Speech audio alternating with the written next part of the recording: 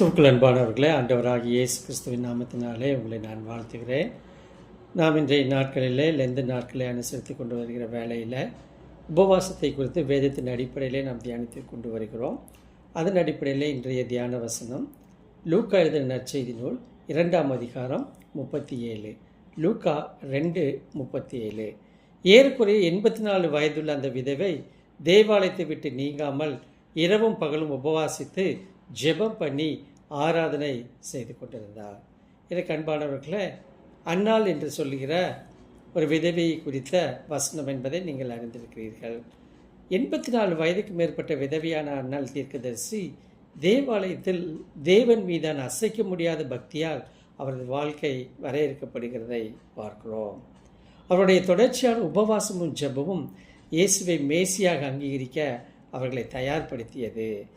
கடவுளின் மீட்பிற்காக உண்மையுள்ள விடாமுயற்சியுடன் காத்திருப்பதை வலியுறுத்துகிறதை இந்த வசனம் நமக்கு எடுத்து காட்டுகிறது.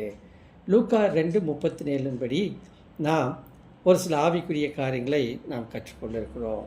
முதலாவதாக இது ஒரு பக்தியின் சூழல். 7 வருட திருமணத்திற்கு பல வருட கால விதவி வாழ்விற்கும் பிறகு அன்னாள் தேவாலயத்துக்கு அருகிலேயே வசித்து வந்தார். அவள் அதை விட்டு வெளியேறவில்லை. வழிபாட்டிற்காக முழுமையாக அர்ப்பணிக்கப்பட்ட ஒரு வாழ்க்கையை பிரதிநிதிப்படுத்தினாள். அநேகமாக எல்லா நாட்களிலும் அவள் இந்த சேவைகளிலே கலந்து கொண்டாள். 84 ஆண்டுகள் என்று சிலர் அவளுடைய மொத்த வயது என்று விளக்கினாலும் பல அறிஞர்கள் இதை அவளுடைய விதவியின் காலம் என்று விளக்குகிறார்கள். அதாவது இவளுக்கு ஏறக்குறைய 100 வயதுக்கு மேல் இருந்ததாக கூறப்படுகிறது. இரண்டாவதாக ஒழுக்கத்தின் மூலம் சேவை. அவள் இரவும் பகலும் உபவாசம் மற்றும் ஜெபத்தின் மூலம் தேவனுக்கு சேவை செய்தார்.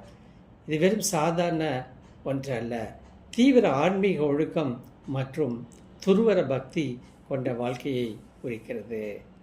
மூன்றாவதாக தீர்க்கதரிசன அங்கீகாரம். ஒரு தீர்க்கதரிசனியாக அவருடைய பக்தி அவளை ஆன்மீக ரீதியில் விழிப்புடன் இருக்க செய்தது. அவருடைய வாழ்நாள் முழுவதும் ஜெபங்களுக்கு விளைவாக குழந்தை இயேசுவை உடனடியாக அடையாளம் காண அனுமதித்தது.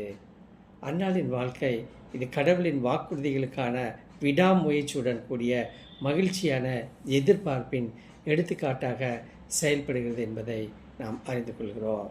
இப்பேற்பட்ட கிருபையை திரியேக தேவன் நமக்கும் தந்தருள்வாராக. ஆமென்.